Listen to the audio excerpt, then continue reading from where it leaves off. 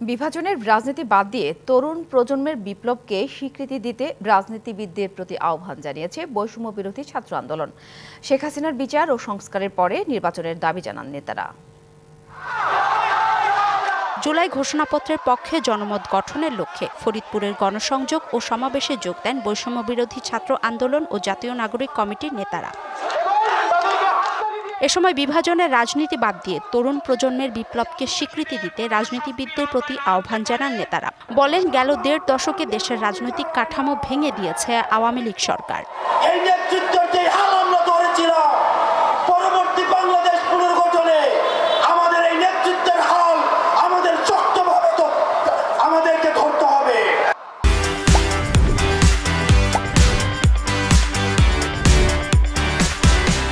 সমাবেশে শেখ হাসিনার বিচার ও সংস্কারের পর নির্বাচনের দাবি জানান আরেক সংগঠক। আমরা আমাদের জায়গা থেকে একটি স্পষ্ট কথা বলতে চাই, আমাদের এই বাংলাদেশে অবশ্যই যৌক্তিক সময় নির্বাচন হবে, কিন্তু তার পূর্বে এই খুনি হাসিনা যে আমাদের সিস্টেমগুলোকে ধ্বংস করে দিয়েছে, সেই সিস্টেমগুলোর একটি সংস্কার করতে হবে। নেতারা আরও বলেন, রাষ্ট্র ক্ষমতায় কে বসবে তা নির্ধারণ করবে দেশের মানুষ। আমাদের পররাষ্ট্রনীতি ঠিক করব। DBC news desk.